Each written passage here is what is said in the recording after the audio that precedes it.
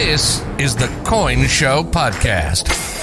The show about coins and coin collecting. And not just any show. This is the #1 coin collecting podcast, going 10 years strong. Here's Matt Dinger and Mike Nodelman on the Coin Show Podcast. It's episode 163 of the Coin Show Podcast. Hey, Matt. Hey, Mike, what's up? On this episode of the Coin Show Podcast, we're going to start a brand new segment. We're going to launch a brand new segment tonight. Just wait and see. And the usual foolishness, as well as the coolest thing that walked into both Matt's and my shop this week. But first, as always, the news.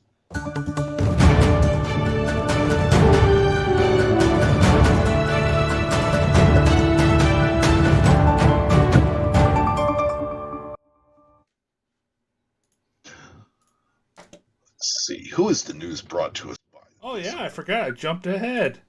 Look at me. Who is the news brought to us by? You said I was going to like it, so. I did. The news is brought to you this week by Ambivalence. We don't care.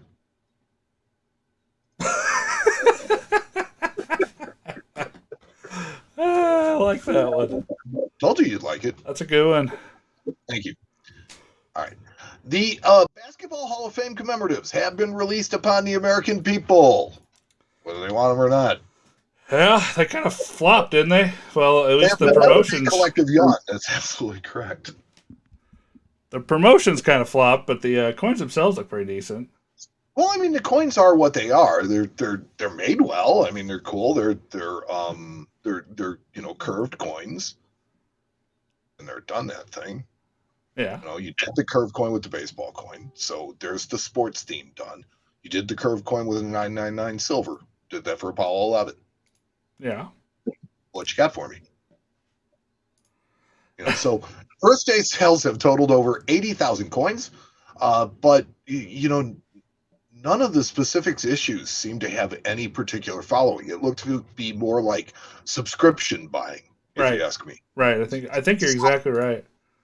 Yeah, the big seller was the Proof Silver Dollar at just over 32,000 coins. Believe it or not, the next biggest seller, the Proof Clad Half Dollar. Wow, terrible. I mean, good for them. Well, so that's not a good sign. So yeah, it looks to me to be mostly to have been subscription sales. Because they're pretty evenly spread for about 5,000 to 7,000 across all the different issues. 32,000 Proof Silver Dollars, and the Proof Clad Half Dollar. Yeah, I would say that it's probably not going to sell out, but who knows? I highly doubt this one's going to sell out. Right. But here's something that I have been noticing. This issue comes with a kid set. Now, the Apollo 11 commems had a kid set as well. Yeah. And it had a special finish Kennedy half, right? Yes. This set doesn't include a special finish circulation strike coin. This one has a special finish commemorative half.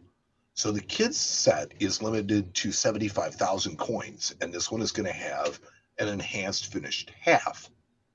So it's the only place it's available. Sales of the kids set are 75,000 coins. I think this coin is going to be a sleeper. Yeah, it's possible. I mean, if that's the only way to get it, then okay. It's the only way to get it, and it's going to pass under the radar without people knowing. Really? Hey, is that a customer at least? That is a customer. Okay, then first of all, tell them that we're doing something. Second of all, good on you for working at 8 o'clock at night your time. You're a workaholic, man. Well, whatever. Only second to you, bud. All right, so let's see. Coin Collector's Blog. Coin Collector's Blog posted an op-ed on May 22nd about the undetermined status of the World's Fair of Money in Pittsburgh. Yeah. So I think this is pretty representative of the minds of collectors and A&A members at this moment, but I would like to take a step back and just reflect for a minute. Now, granted the updates have been slow and information's trickling, but this situation on these shows is still completely fluid. Yeah. And I think that this is really something that people can use. This is good information. As far as the convention goes, I think it's important for people to understand how these things get canceled, because that's what to watch in this situation. It's all about the money. So if the state tells the convention center that it's not safe to have the convention, it'll be canceled, period. Yeah, for sure. Insurance will refund all the principal's money and everybody walks away a little disappointed but whole. If the convention center decides that it can't carry the liability of the convention, they can cancel. And again, insurance makes sure everybody gets their money back. Right. The problem is this: those are the only two stakeholders that insure the convention. Anybody else deciding to postpone or cancel the fair will create financial repercussions for many people involved, and nobody's willing to do that. And because of that, the updates are slow, but only because the cities and states are in such a wait-and-see position. This is not a failure on the part of the ANA, but a circumstance brought on by the incredible times that we live in.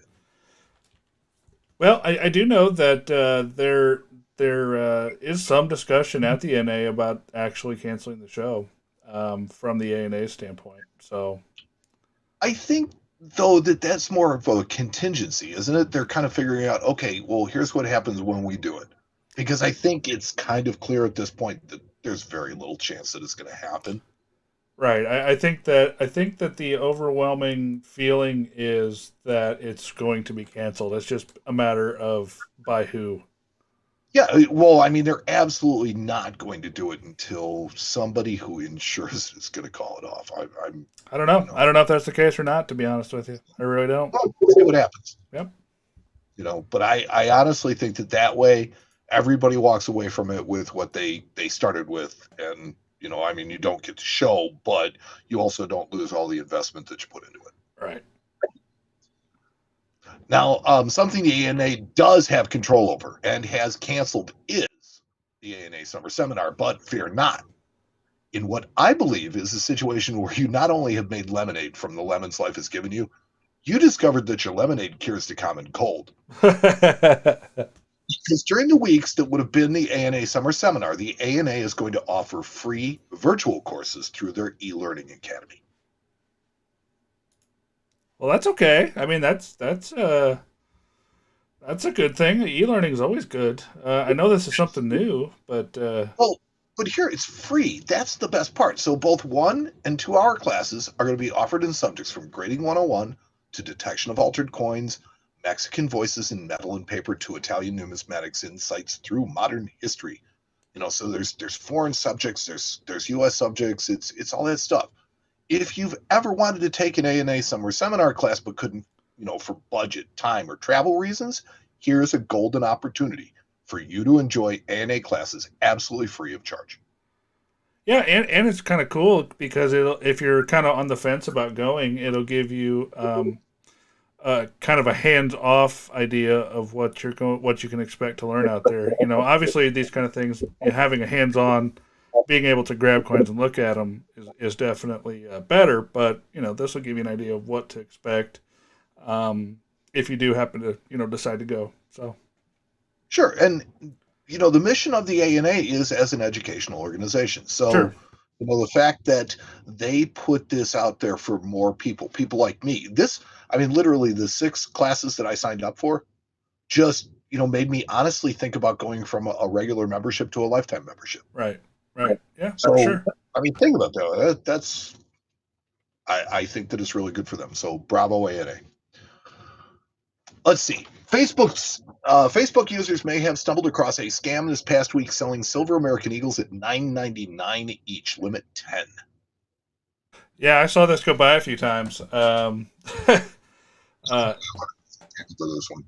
Yeah, it's been interesting. There's a lot of this kind of stuff being advertised on Facebook right now, and it's been really bad. It is. So these websites have been popping up for a few days and then disappearing, only to resurface under a different name. It makes it really difficult to trace. The scammers are obviously foreign, as the article mentions, alerting the Border Patrol. But I actually saw this ad, and from the images, I figured out that it was a scam. And then I alerted the people that I know. It's a fairly deceptive ad, but if you know what to look for, the evidence was there for you. Yeah, for sure. So always. It's like, first off, nobody is selling Silver Eagles at $9.99. It's under spot. It's never going to happen. And it's actually funny. We had a guy the other day just come in the office with about 20 or 30 of these. And he wouldn't tell me where he got them, but I told him where he got them. So it was, it was one of those things. Were you the one that clipped one of them open? No, I did not cut one open, but okay, I saw that. Somebody they clipped weighed one of them. They weighed 0.86 of a troy ounce, so that was kind of all I needed to. That's kind of a know. problem. Yeah, that was all I needed to know. Yeah. In real U.S. coin news, the week ending May 31st saw the two biggest selling items at the U.S. Mint to be silver proof sets and proof sets. How do you like them apples? Yeah. In fact, the top two items that week were the 2020 sets, numbers 3 and 5 on the list. Yeah, well, I mean, or the 2019 American Innovation dollar proof set and the 2019 silver proof set. Yeah. So there's 4 out of your top 5 sellers were all proof sets. But look at number 4. What does that tell you? Pardon me? Look at number 4. I got to look at the article. 2018 S Proof American Innovation Dollar. Oh, there you go. They're selling coins from 2 years ago. Was their 4th highest seller of this week. Hey. Well, so this could be due to the fact that the Mint has not released very many products thus far this year. It could also be that the W Mint coins are driving sales. I'll tell you that I seriously just noticed that the American Innovation proof dollars aren't included in the annual proof sets. Oh, I didn't know that either. Wow. Yeah, I didn't notice. It's one of those convenient, they're not there. Well, isn't that interesting? Yeah, so it's either a strange pricing strategy, seemingly keeping the generic proof set, cost down, sort of, and overpricing the 4 proof dollar coins, because the 4 coin proof set's like $15. Yeah. Huh. So yeah, they managed to keep the price of the proof set up around, what was it, $24, something like that. And now they still have a 15, yeah. So. Huh. Interesting.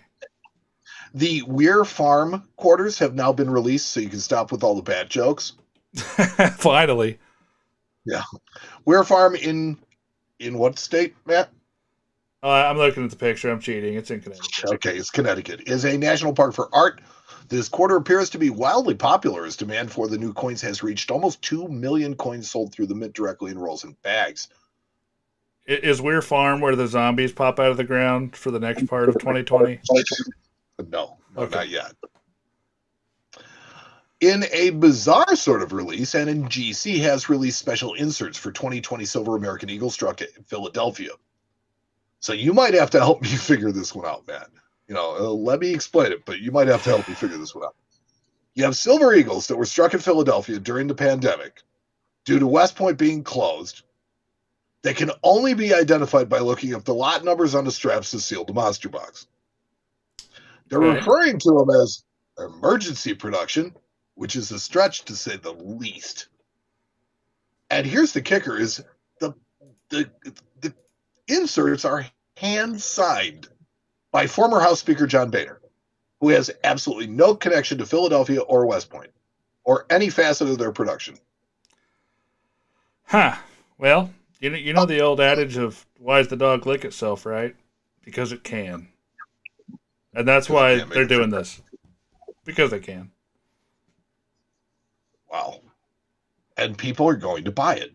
Yeah, it's just marketing. Of course, it's in the registry now. All these slabs are just marketing. They're nothing more than just marketing. Well, absolutely. But it's like you could try and hide that a little bit. No, they don't care. It's like out in the open, just money grab. Welcome to Numismatics, Mike. Where have you been? Oh, boy, are my eyes going to get opened? Yes, sir. All right, so PCGS has announced winners of Coin Quest 2020. You said that 10 times fast. No, I won't even say it 1 time fast. Thanks. This was an interesting contest and another great idea from PCGS to create more submissions. So the quest challenged collectors to assemble a set of 2020 cents, nickels, and dimes from both Philadelphia and Denver and submit them for grading and inclusion in the PCGS registry. 2 winners were chosen, one $2,000 prize from a random drawing of collectors who had completed the set before the deadline, and one $2,500 prize for the top ranked set that was submitted. Remember that money grab thing you were talking about? Yeah, this kind of what led right into this. So yeah, the slabs feature the early find label, which actually I think is much more accurate than First Strike or early releases. I agree with that. Yeah. Heritage Auctions has moved its worldwide headquarters. The new facility will combine the current 3 locations that Heritage currently occupies, or that Heritage occupies in Dallas. The new location is adjacent to the Dallas-Fort Worth International Airport and is located in its foreign trade zone. So apparently that will make things easier for them to do foreign business. Coin Week published an article this week. Or no, this wasn't Coin Week. This was Numismatic News. So the new Heritage Auctions facility is going to be just one huge place that has everything of Heritage in it. Yeah, that's cool. 160,000 square feet. That's huge. Yep. Right off the airport. So you fly in, you fly out, and it's easy to get stuff in and out of there. Yeah, mighty convenient. Good for them. Yeah. Well done. Well planned. Well done. Coin Week published an article this week calling the U.S. 50-state quarter program the most important coin program of our lifetime. Discuss. I mean, as far as bringing people into the hobby, yeah, I guess I can agree with that. You didn't expect me to agree, did you? That's it? That's all you can give it? You didn't expect me to agree, did you? Well, I mean, no, I think that you have more common sense than that because, look, there are certain things that the 50-state quarter program brought to the table. It brought an influx of design. It brought an influx of seigniorage, right? Sure. So the Mint found that out, and they were like, oh, wait a minute, that's a really good idea. The people that have been wanting to collect stuff for a long time have now latched onto the fact that, you can have all these circulating commemorative coins, and it works, and, people, will use them, and they recognize them, and it's cool. And because of that, a lot of new artists have gotten involved. Now that we have, the digital sculpting, you have, the people that normally were not the traditional sculptors are able to compete with their designs. So yeah, I think that this thing has brought just a huge boom to the hobby. But that's me. Yeah, I agree. Sure. It's like, are any of the coins valuable? Will they ever be valuable in this Absolutely not.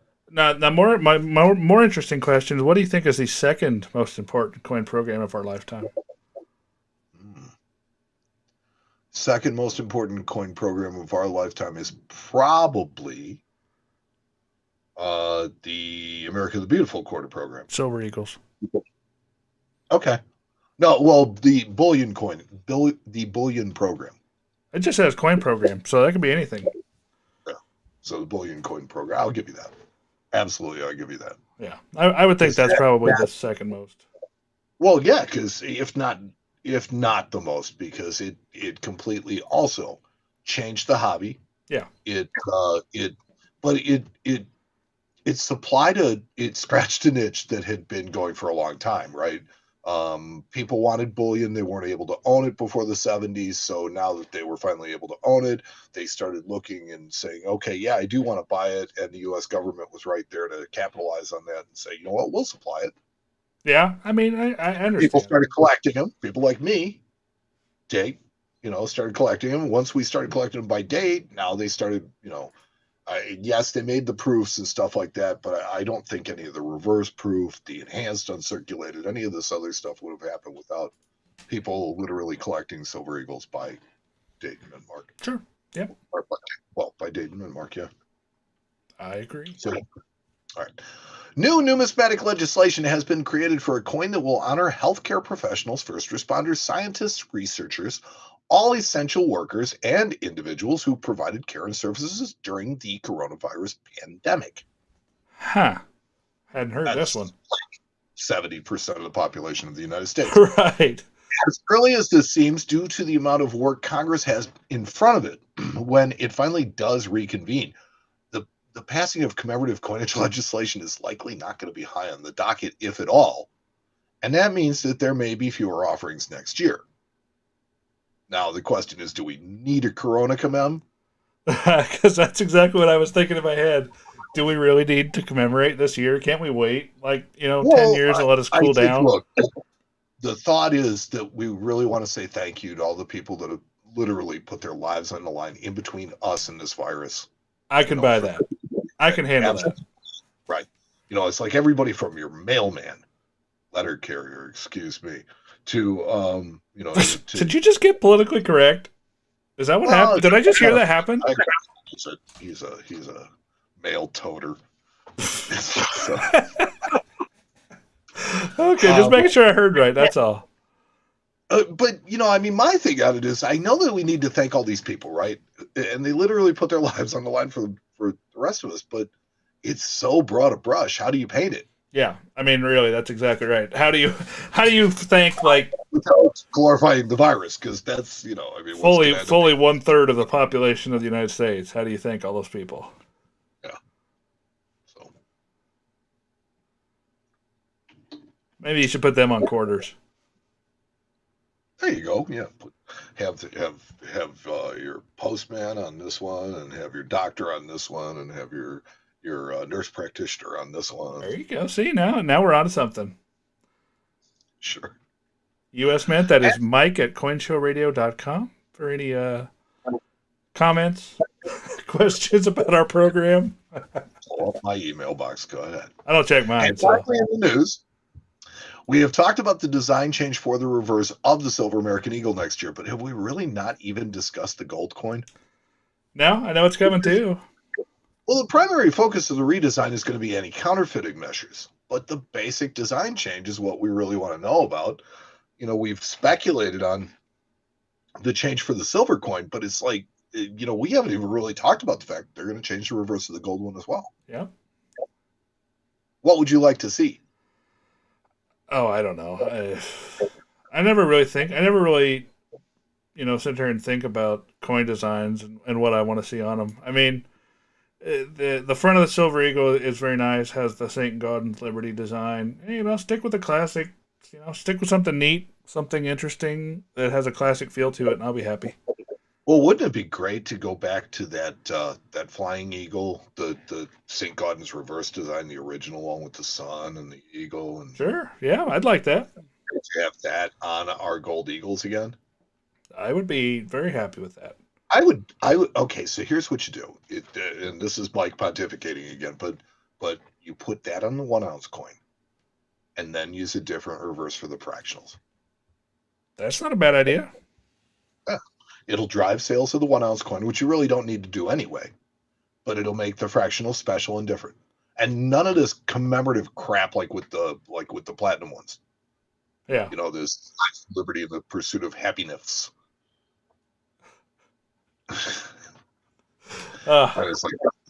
So that was the news.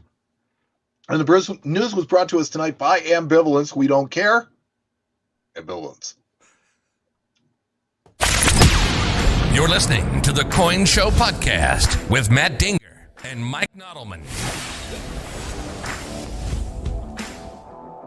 Bringing it back, baby. Bringing it back. Yeah, so we promised a brand new segment tonight, and we will not disappoint. Matt had just an amazing idea this week, and tell us what you got. It was a good one. Was it on the Patreon show that we were just kind of BSing and it came up, I think, right? I think so, yeah. Yeah, we were just kind of. So for those of you guys that aren't patrons, we do 2 extra shows a month. And one of the show that we do for the patrons, we call it Not the Coin Show Podcast. Because while there is a little bit of talk about coins, there's also talk about just whatever the heck we feel like talking about. So This one is very structured, and it's you know what you're going to get. This is Right. your TV dinner. It's got the news. It's got the typical silliness. It's got us doing the coolest thing, and now it's got this segment, which I think is going to be a repeating segment because I really like it. So that's all structured. Not the Coin Show podcast. None of that. There's no structure whatsoever. It's basically Matt and Mike BSing for 45 minutes. It's fun. I enjoy it. So here's the thing: if you want to listen to us every single week, be a patron. But anyways, during the show, I was just sitting here thinking. It kind of popped into my head that Mike does his coolest thing, and I do my coolest thing. But we never really take a look at everybody else's, all the listeners' coolest things. So on the Facebook page and the Friends of the Coin Show group, a few days ago, I made a post about, hey, we have this new segment we want to do. Show us your coolest thing. And then all of a sudden, the replies just started flying in. So we're going to call this segment, what did we decide on, Mike? Do you remember? My coolest thing. My coolest thing. We got to get some audio made for that, I think. But yeah, we'll get a big voice guy to do it or something. There you go. So let's do it. Let's jump right into this, guys. What I'm going to do is I'm just going to pop up this thread, and we're going to take a look at it together, and we're going to take a look at everybody's coins, and it's going to be fun. We're going to see what everybody else has right now. So let's just start here with Barry Richardson. He says, this is what was laying on my desk, and it looks like it's a 70D Kennedy $50. Nice uncirculated coin. Fun coin. Honestly, I had one of the same things sitting on my desk. Well, you know why it's funny? Because that's a coin that you can only get in a mint set, right? Mr. Modern Man? Yeah, so that's why that coin's interesting. And I actually asked everybody, to give us a little blurb about their particular piece and why they picked it. Corey here says, this is his William Henry Harrison Hard Times token. William Henry Harrison was pivotal in my area, serving in Northwest Indian War. At the deciding Battle of Fallen Timbers in 1794 in Maumee, Ohio. Construction of Fort Meigs in Pennsylvania, which served as a stronghold on the Maumee River during the War of 1812. And after running on the platform of Tippecanoe and Tyler II, he won the presidency just to die a month into it. So for this reason, this is the favorite coin that he owns. And I'm actually familiar with that coin because Corey bought that coin for me. So really neat coin. I like that one. Well, it's funny because that was from the Great Northwest. You're breaking up a little bit there, buddy. What was it from? Sorry. I said that that was from when the Great Northwest was Michigan, Ohio, Indiana, Illinois. We were the Great Northwest. Cody here posted a coin. Bicentennial die adjustment strike found roll hunting in 2017. And it is in a PCGS MS62 holder. Well, that picture's probably too big, but that's all right. That's a cool coin. I'll tell you what, I had never seen one of these before. If I saw the coin, I would not have known what it was.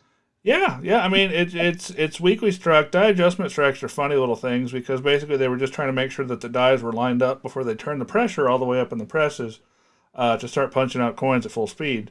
So this was probably just after a die change or a die cleaning, and they were making sure that the dies were lined up straight. So how common is it to find these though? I've owned a couple over the years, but to find one, I've never found one. Okay, so I mean they're out there, but they're not real common. Right. Jeff says, really getting into toned Washingtons. Nice, pretty 53 toned Washington quarter there. Yep, all kinds of toning on that one. Yeah.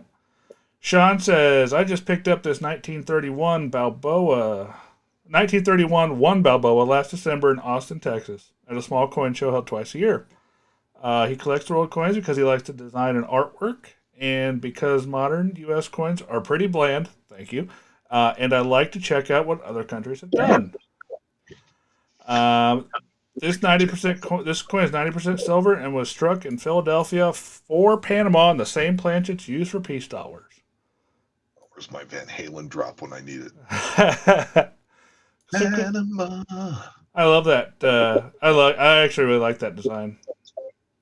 Well, the Balboa's got a really nice design on it. It's a beautiful coin. I wouldn't quite make the disparaging remarks about the U.S. coins. Jack Young, who I know very well, says he bought this one because it was holdered at a major third-party grader and proven to be totally counterfeit. Yes. I've seen this coin in hand, and it's really scary. It's a 72S half dollar. The S is completely the wrong shape and in the wrong position to be any die pair known, and the grading company just missed it, and it was in an AU53 holder. So neat coin. I've seen that coin. Very cool. So rather than collecting on the guarantee, he'd just rather have it. Jack has a whole dark cabinet of really scary counterfeits. Okay. That sounds like a cool collection. It really is. I've seen a few examples in hand from his collection, and it's pretty scary. Jero says, Colombian 50 centavos was the first series he started with his father. When I found about this 2-year series, I had to have one, and he was super excited to get that one. So that's really cool. That's a cool story because he started something that brings back memories of him collecting with his father. Very cool. Those are the best kind. Let's see here. Michael, second 70D half of the night. Searching through many 1970 mint sets, he finally gave in and bought an MS66 example. So this is a neat PCGS example. Nice white coin, looks like. Yeah. They're harder to find really nice. You'll find a lot of 63s, a lot of baggy ones, but and they never spec on the bags, which is the worst part. Mark has a 1/12 stater from Militis Ionia from 500 BC. They're tiny little things. I actually have one around here somewhere. They're smaller than about the size of your pinky fingernail, if you have average size normal hands. They're very... Whoa! Where'd we go? What? Oh, I having trouble here. I'm losing things. Uh-oh. It's all right. I got it back. We're back. Good. We're back. All right. Where was I? Let's see. But anyways, that coin's really cool. It's got a lion on one side, and it's got a little starburst design on the other side. They're really, really tiny little things. Very, very cool coin. William Bischoff. Here is a two-faced toner given the name to how these coins toned in proof set packaging in the early 60s. They toned in a manner resembling the popular Batman villain Two-Face. I've never even heard him called that before, but you know what? Looking at the coin, I guess I kind of understand that one. It's definitely mint red on one side and kind of like a silvery blue color on the other side. Very interesting. Yeah. Yeah, I can't say I've ever seen that either. And William, going for number 2, shows us a really pretty blue penny that he thought was going to go AT, but actually straight graded at PCGS. Didn't tell us a grade, but interesting. And then, here's Jack again showing off a counterfeit Gobrek dollar in an NX Proof 20 holder. I'm very familiar with this particular counterfeit, as Jack. I spent hours and hours and hours trying to help Jack look for him through major auctions. I think we ended up finding 8 or 10 examples of these particular coins. Some of them were certified, some of them were raw, but they're all counterfeit. Scary coins. That is absolutely amazing. Here's a video from Russell. It says, the coolest thing that has come to me into submission, for submission to NGC with this week is a 1 pound coin with no middle. Huh, interesting. Let's watch the video here. It actually looks like it's in mint packaging, which is kind of cool. From the Royal Mint. Yeah, looks like it was just made without a little centerpiece, which is kind of interesting if you're tired of seeing the queen on the front of every coin, because she ain't on that one. She's not amused. Let's see. And I guess that's it for that particular post. So, yeah, fun way to show you guys something cool, something new. I mean, here, look. We get really interesting stuff that comes across our desks every single day, right? Right, 100%. Some of this stuff and you go, right?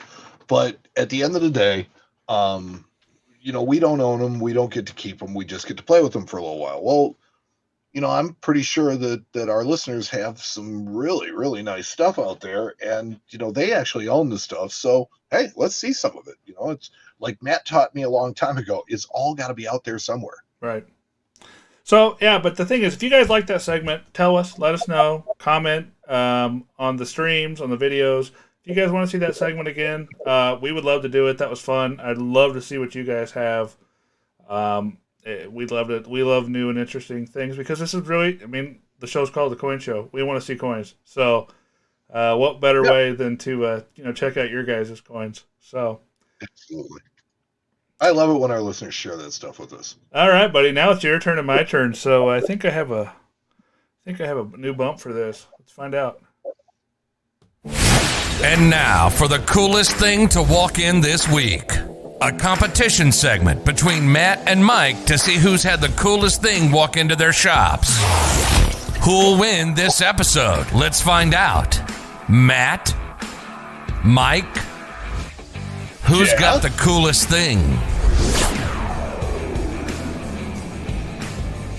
Well, do you want to do like a rock, paper, scissors, see who goes first tonight? What do you want to do? Yes, absolutely. All right, ready? Rock. Ready? Oh, wait, this is going to be difficult. I can already tell. 1, 2, 3, shoot. Okay. Right? Ready? 1, 2, 3, shoot. Ah, where are you? I can't see you. I'm back first. All right, you're going first. Okay, so I get to go first. Hold on a second. I got to find this. Find the picture I sent you. Like being prepared, right? Okay, so this came across my desk. It was something that I actually had seen maybe only one or two of in the past. It is nice. It's a beautiful coin, and it is almost impossible to pronounce. But it is called a Feuchtwanger cent. It is a pattern coin that was made by a private minter named Feuchtwanger. And what he did was he was trying to come up with a cent composition that was better than pure copper. Okay. So silver-ish composition. And it was called Feuchtwanger's composition. And if you look at the reverse of it, it says Feuchtwanger's composition 1 cent. And this particular coin grades XF, I'd say 45. Yeah, that's probably about right. Yeah. Well, it's funny because I graded it, and look, I'm still learning in this business, particularly from the standpoint of how to grade, right? Because you've got to look at a ton of coins in order to be able to do it. But I was really proud of the fact that I haven't seen a whole lot of these. I looked at it, I'm like, XF 45. So I take it over to my boss. I'm like, here, Bob, I grade this at 45, and he looks at me and goes, I'm not offended. Well, these are very similar to grading Civil War tokens because they were not struck real well to begin with. So yeah, and you got to figure out what's strike and what's wear. Right. In this particular case, there's not a whole lot of wear on the coin at all, but the luster is kind of impaired, and that's where we're at. Cool. I love these things. I've had a few of them over the years too. We're going to sell it to the highest bidder. Oh, is it going on one of the auction sites, or are you guys going to put it up on the Facebook Virtual Coin Show? What are you going to do with it? I don't know yet.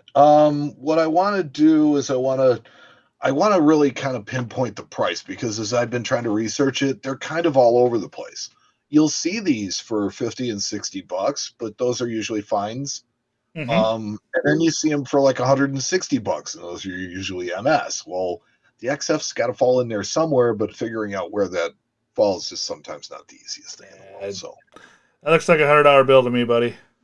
Yeah, well, that's probably about right.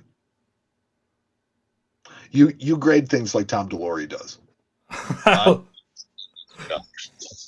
I mean, it's just, you look at a lot of coins, you got to be quick. You got to snap through them. So here's the thing. I will tell you that I don't dawdle when I grade. And one of the things that one of the guys that works in the shop with me has said, man, you're really quick at looking at them. And it's like, I don't have a half an hour to spend grading each coin. I just don't. Yeah. It's like, you got to look at it. You got to get an opinion of it. If you look at it too long, you're going to be wrong. Well, yeah. I mean, I would say probably 80% of the time your first gut opinion is usually correct. when it comes to coins. And the rest is paralysis through analysis. Wow, I've never heard that before. I like that. Oh yeah, that's I want to say it's a football term. Yeah. Yeah, paralysis through analysis. So that's what I got. What you got for me? Well, I have a piece of paper money. So let's take a look at it. We bought a 1900 series $10,000 gold certificate. Cool thing about this particular note, and I actually included a picture of it here, was this note has a really interesting story as to why a $10,000 note is not worth anywhere near $10,000. These particular notes were used mostly by the Federal Reserve and banks, basically to transfer funds back and forth. And after they were used and after they were redeemed, they kind of hung on to quite a few of them. And they kept them in a building in Washington, D.C., actually in an old post office in Washington, D.C. And in 1935, this post office had a fire. And in this particular post office, the building was made of granite, but the insides of the building were full of, were wood and full of lots of papers and records. And so trying to save the building and do the best they could, people that were in the building just started throwing everything they could find out the windows. So boxes of these notes went flying out the windows of a burning building, crashing into the street, splitting open, and blowing around everywhere. So people, there to watch did what any normal human being would do and grabbed handfuls of these and stuck them in their pockets and ran home. So for that particular reason, these notes were actually demonetized. They're not worth anything, face value. Yeah, and they're really, first off, think about this. And it's 1900. $1,900, $10,000 is like what, $2-3 million now?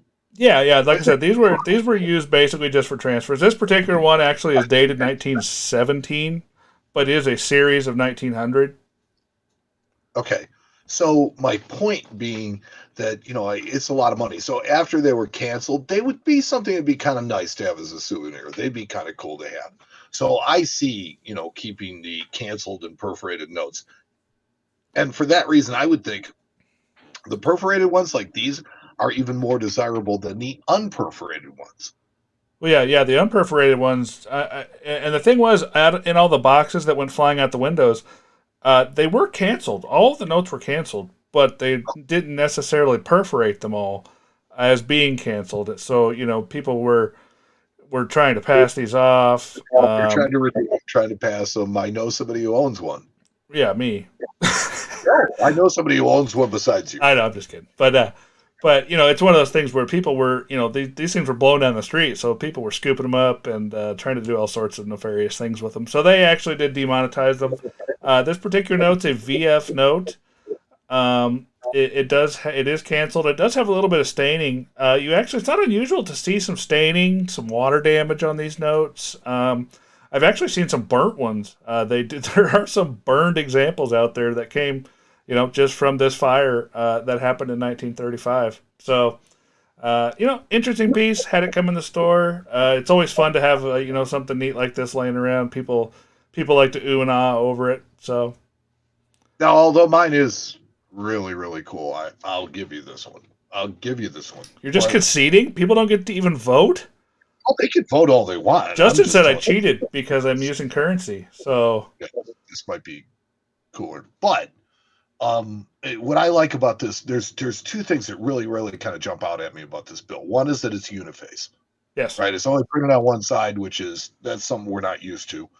But the other is all the really, really high quality engraving work that's done on it. That is, if you look at it, gold certificate, $10,000 at the very top, really, really small scroll work.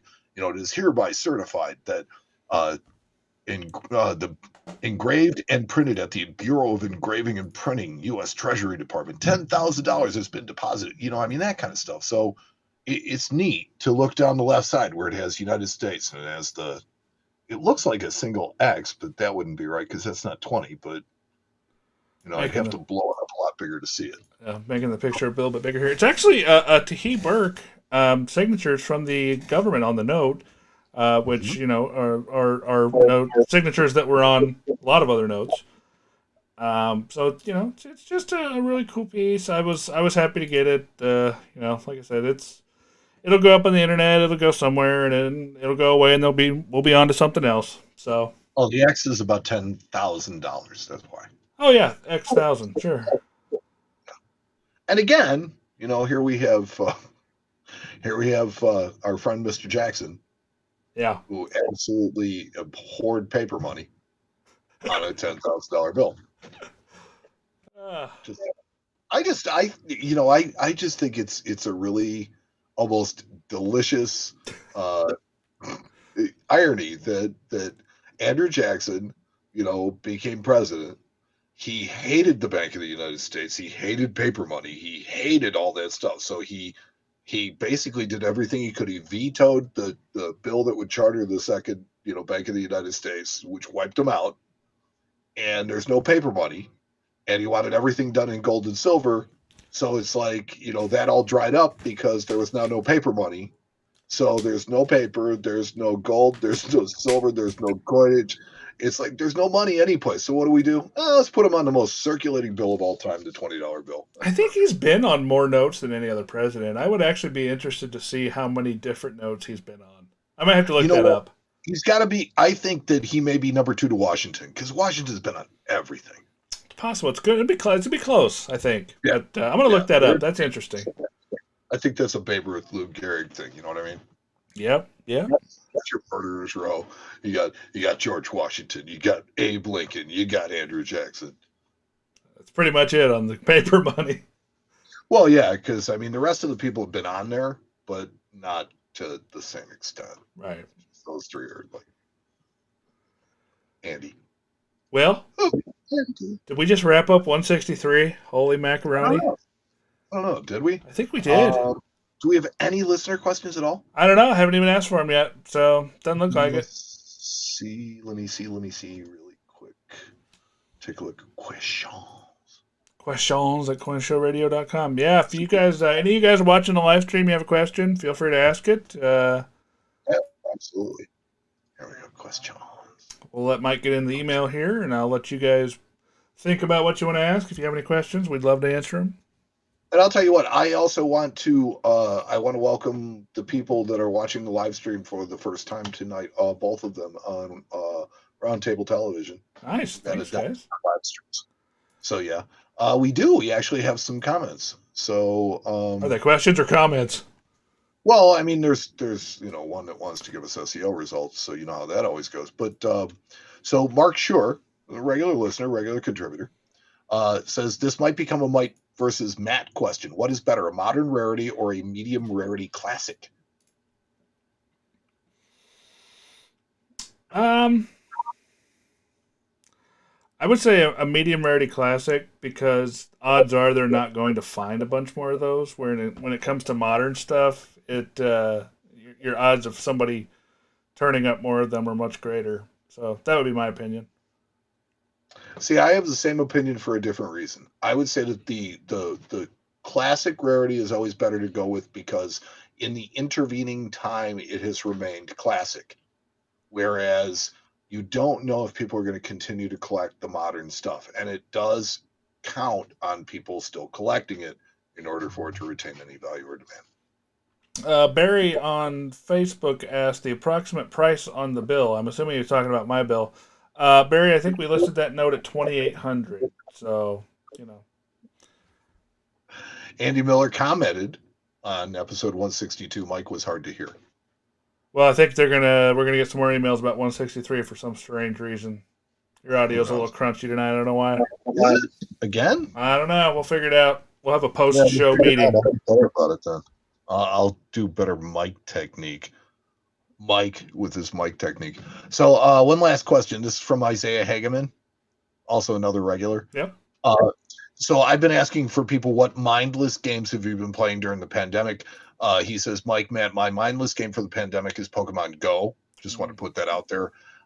Go's a little tough to play during the pandemic, though, because you have to go out. Yeah, you have to go out.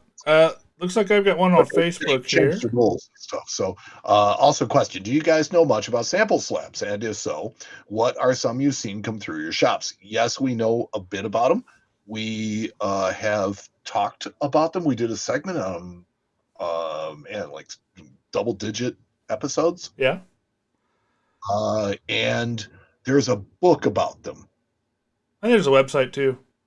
Yeah, there's a website, and that guy wrote a book, and they're really cool. It's not something that that everybody thinks about collecting.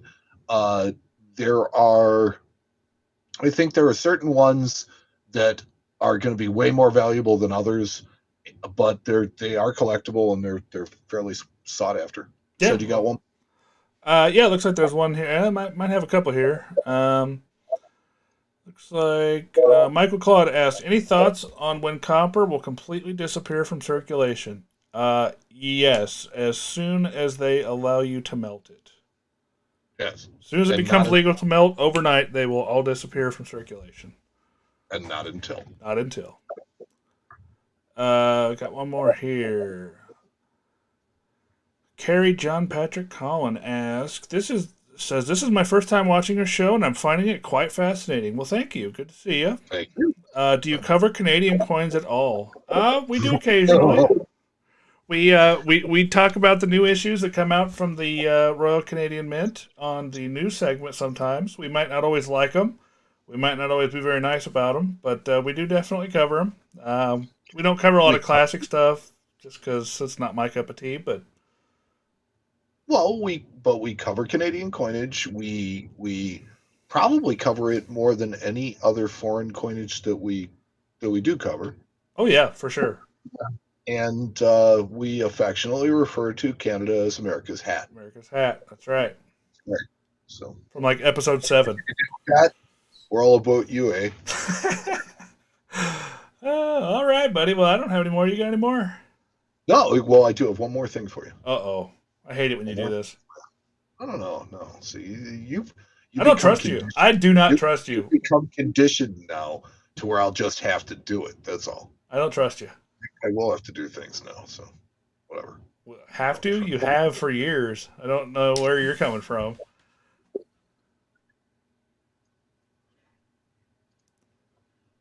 That was it. What was it? I didn't hear anything. You didn't hear anything? Not a thing, buddy. One more time. Turn it up. Couldn't hear that? I heard something. Sounded. Never mind. All right. Well, I keep hearing something, but I don't know. We'll work on it. We're gonna have ourselves a production meeting after this show. I can tell you that right now. So somebody's going to the woodshed. That's right. Well, thanks, guys. Thanks for coming out. Thanks for hanging out with us tonight. We really appreciate it. And yeah, thanks for watching. Thanks for listening. You can catch our show on. Besides the live stream, it now will also be posted to YouTube. It'll be on Facebook on a couple of different groups that we do. It will be posted on Spreaker.com, on Apple Podcasts. It'll be on iHeartRadio podcasts. So any place that you get your podcast, you can find the Coin Show Radio. And thank you for listening. Please, join us on Patreon.com. The people there have been doing a lot of stuff for us and have been helping us make a lot of improvements to the show, and we appreciate them. We love them for it. Mike's audio not being one of them. Wow. Post-production meeting. That too, Brute. Okay. So thank you to Ernesto. Yep. Thank you to Ernesto for all the work that he does on Facebook. Thank you to Justin for all the work that he does.